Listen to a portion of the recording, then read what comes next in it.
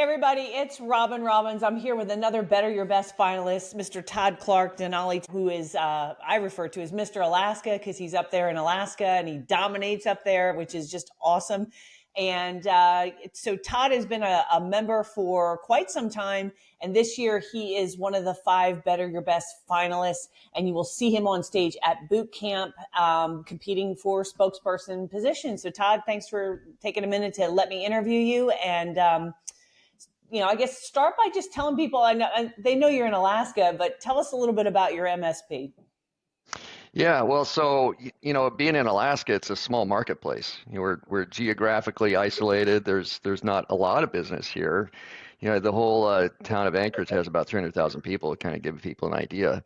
And so I've been doing this for 23 years. I actually started in IT in Anchorage, coming out of college. I was born here. But what we found is that it was pretty hard to do verticals. And so what we had to do was just identify who we didn't want to do business with. And that's really helped define our market. Okay. So pretty average MSP, except you're it's like minus 32 degrees out, 10 months out of the year. and there's like nobody around but moose. But I'm just kidding. I mean, and I love the fact that you're successful because I hear this a lot. Someone will say, well, Robin, you don't understand. We're in a small market. My situation is different. And, it's funny because the small market guys say, I can't succeed because I'm in a small market. The big market guys go, I can't succeed in a big market because there's too much competition. So, it's like, hey, y'all need to get together as an industry and make a decision here on which is the toughest. But, but I love the fact that you're just thriving up there. Last year, over $500,000 in increase, plus MRR increase, plus net profits. I mean, just solid growth. So here's what I would like, you're in a small market, right? What have you been able, I mean, you already mentioned one. We decided who we didn't want, we'll take everybody else. But what were the things that you did that allowed you to put that much growth? I mean, was it mindset? Was it strategy? Was it pricing? Or was it all the above? I mean, kind of talk about that. Yeah, all the above. But it started with mindset. I was saying, yeah, we're in a small marketplace. That's not going to work for us. All the standard woes, right? And I just decided that wasn't really the case. It was, if I decided that was the case, that's the way it was going to be. And so I figured out how to come up with a more robust database. I had to do that. I had to figure out how to become a celebrity in the local marketplace. And by the way, we actually have a fair amount of competition up here. And so, really? Yeah, more than you would probably think. It just seems like everybody in Alaska can throw a shingle up is trying to be an MSP or, whatever they want to call it. But, what I found is that if we just, well, really, it was my mindset. And, I talk about this, I talked about my essay. It's, you got to grab it like you own it. And, I've heard other people with the same excuses, and I just decided those weren't going to be excuses. And, so I ended up acting more like a leader and taking ownership of the problem. Here's a big thing, is that I was guilty of abdicating instead of delegating. And I see that a lot. I'm a captain with one of the producers club groups, and I see that with members. I see it with a lot of the other folks that I talk to. Where they go to these conferences, they have a lot of great ideas, and they say, okay, you're it. Go implement all that. And that may be the right approach if you're delegating effectively. And so what I found was that I needed to roll up my sleeves. I needed to understand the process. I needed to drive the process and really show that it can be done. And then coach somebody to do it properly. And that was kind of a big turning point for me. Yeah, I think that you're right. I think they delegate, they just say, go implement this. And they really don't define what this is. They don't really define, here's really the outcome or the result that I want, because I think people get caught up. They even come to me, Robin, what do I do? What do I do? And I always say, well, what do you want? Like, what are you trying to accomplish? Because I can't tell you what to do until I know what you're trying to achieve, right? I mean, if you're trying to grow to $100 million year MSP, the strategies are going to be different than if you want to go from 1 million to 2 million, right? And Right. so, I think you're right in that a lot of people don't they abdicate, they don't delegate, and I also just want to underscore, one of my things I always say is there's no money in telling me why something won't work.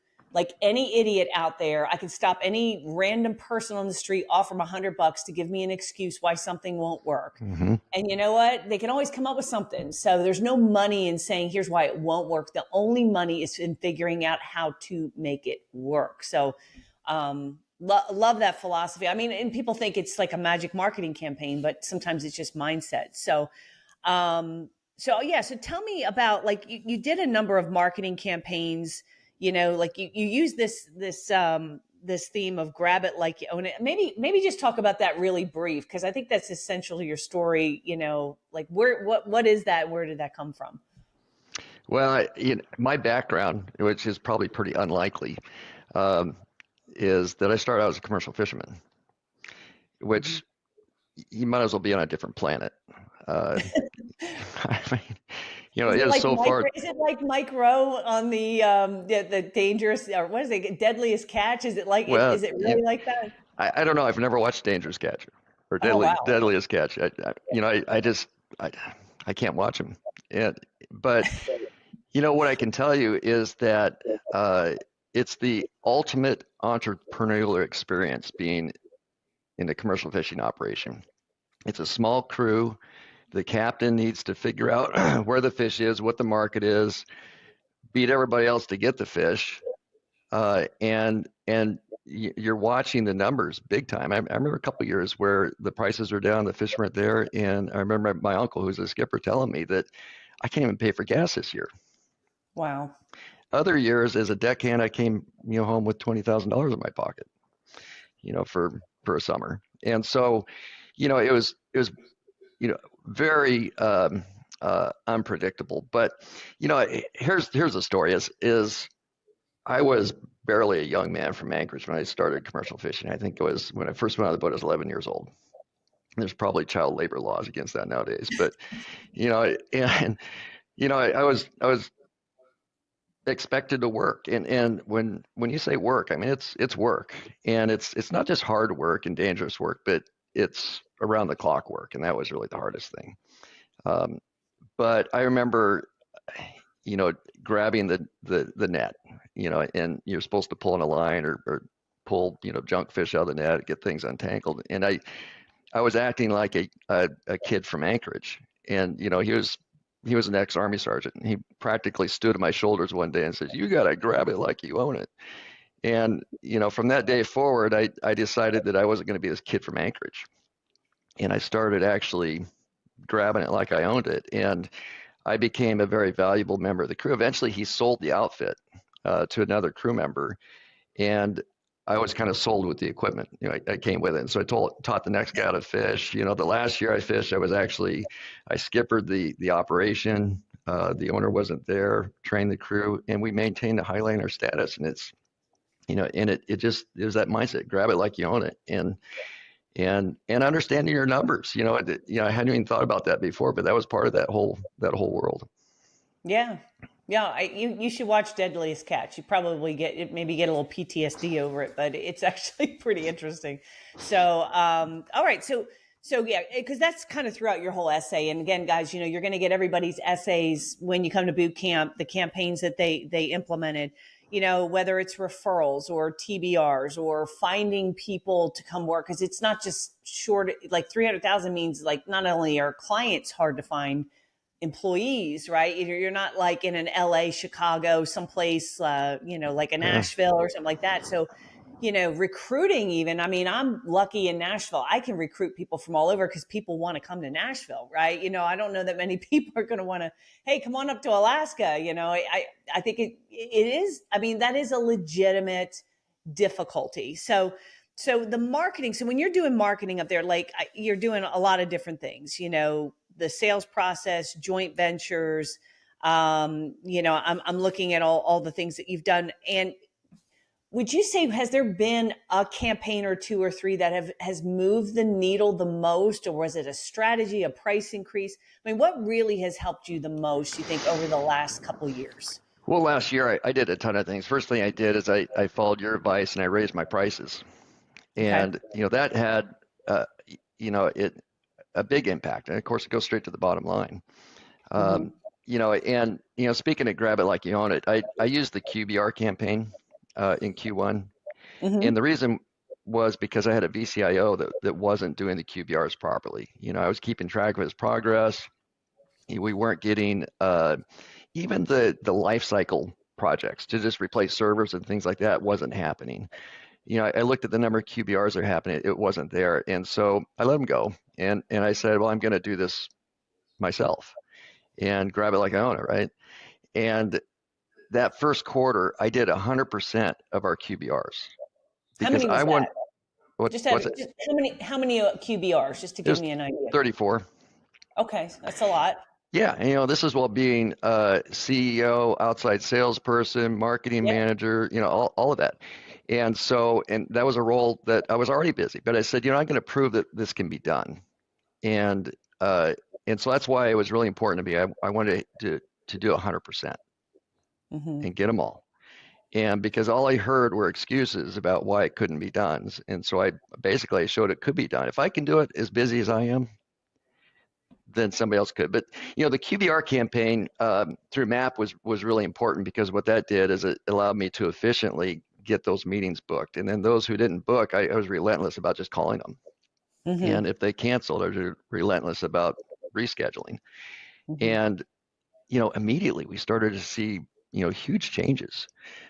Clients were happier, better client stickiness. The project labor, which had been anemic, all of a sudden was more than we could handle.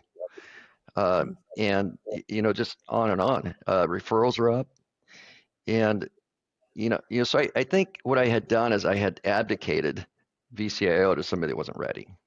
And Mm-hmm. so now that I've done it and I've paved the way and I've proven that I can do it, I actually am developing an ad right now for a VCIO.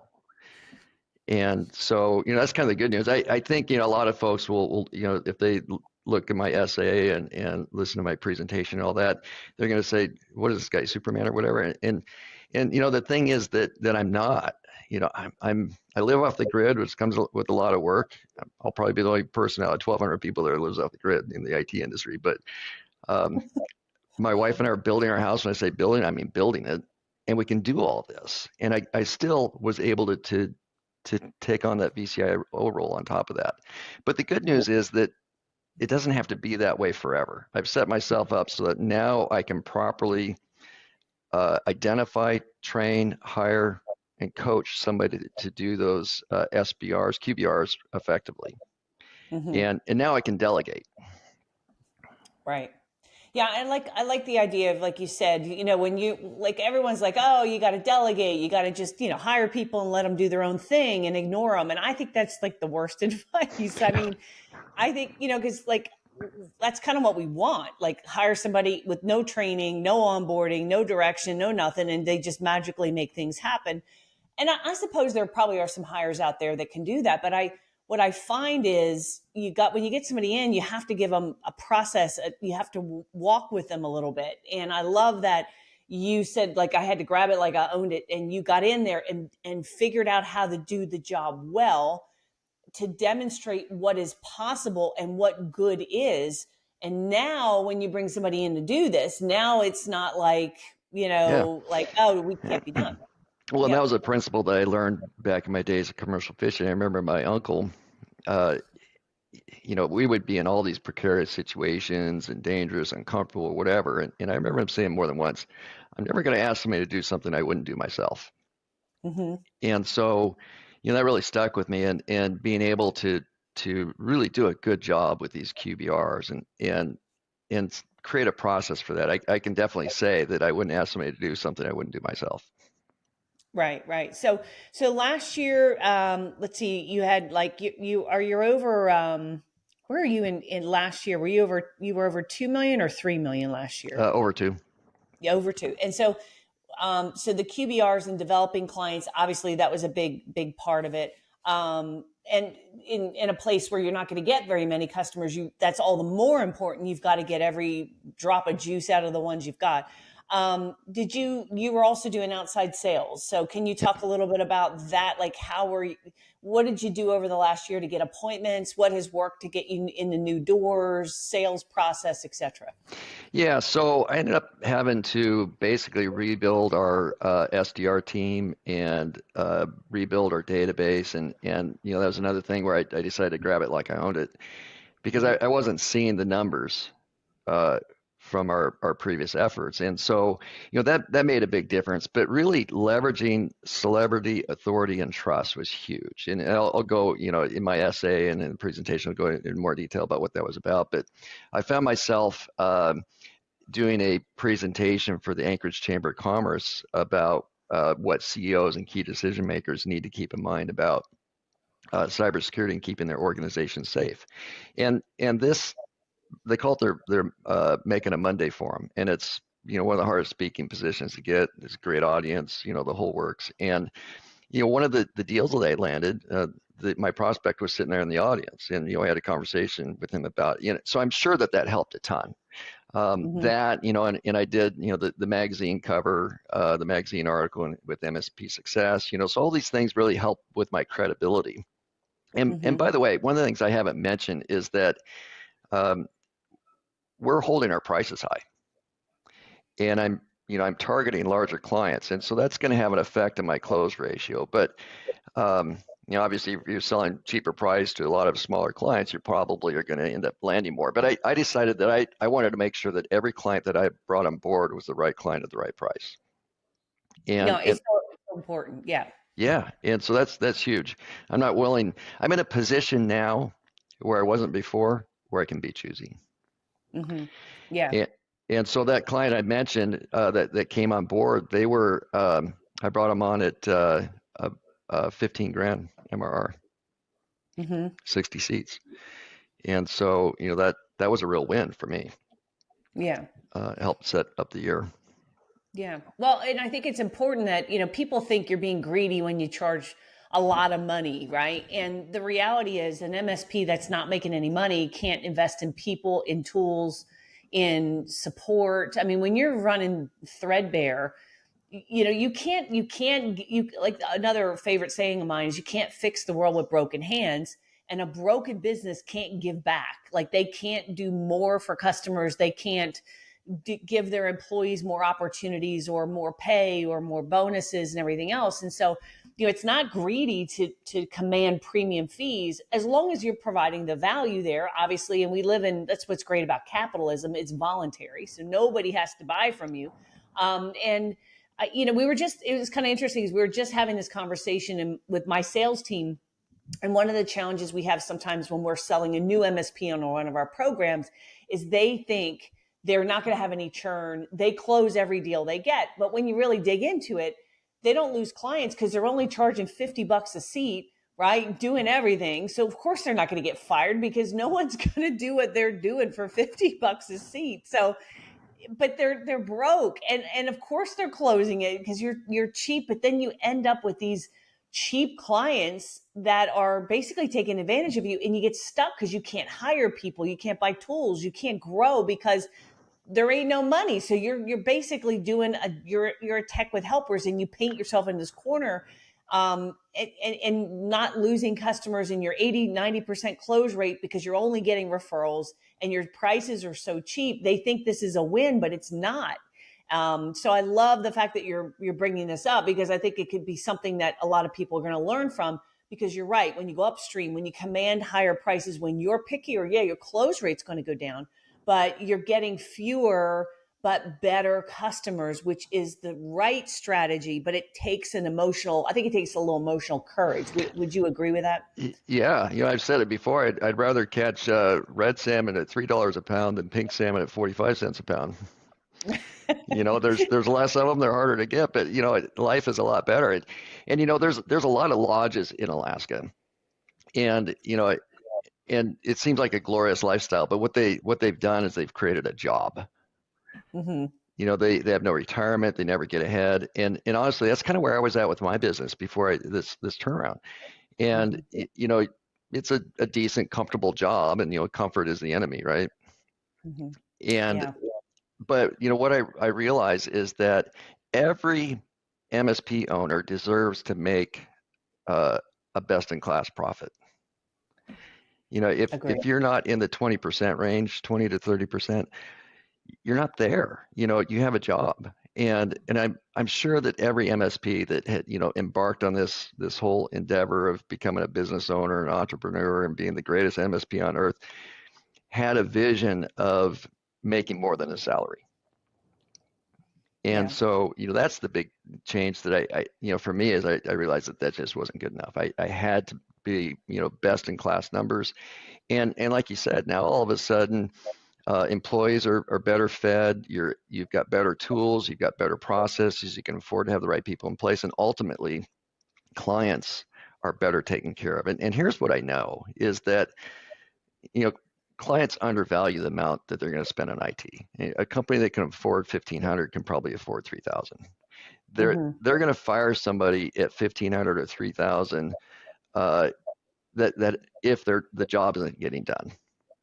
Yet at 1,500, the job's not getting done, they'll fire them. At 3,000, the job's not getting done, they'll fire them. So you might as well create an environment where the job is getting done, they're happy. Right. Right. And you've Yeah. got to charge enough for that. Exactly right. Yeah.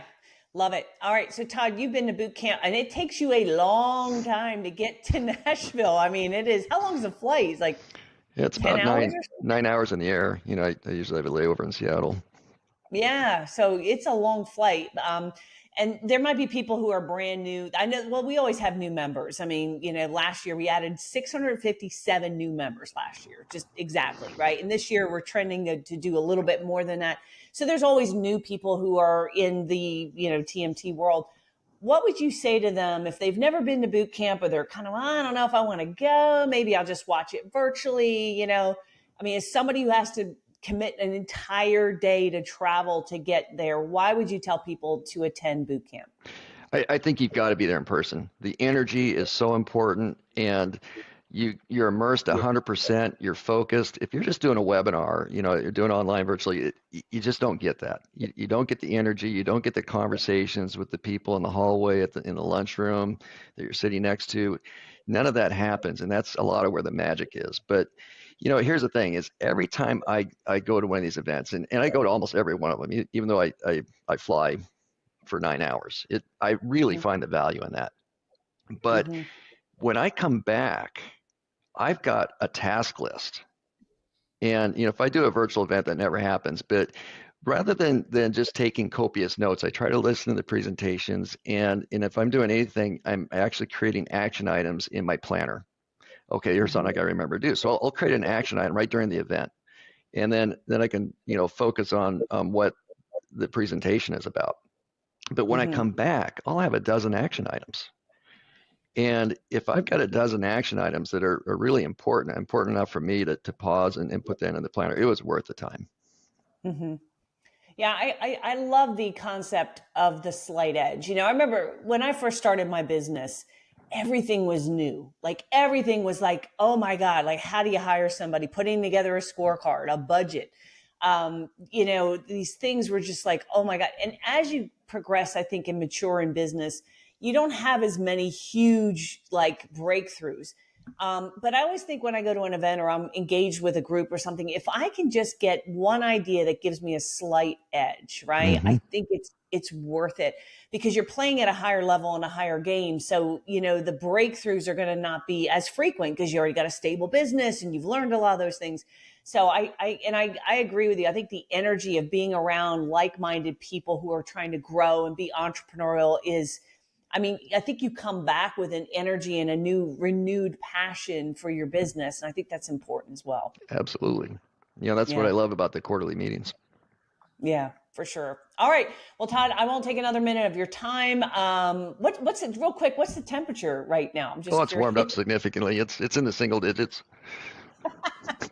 It's so crazy. Yeah. So I mean, like the day you found out that you were a Better Your Best finalist, right? It was like, didn't that electricity go out? You were chopping wood, Oh, and that was it was that was the awesome. worst morning.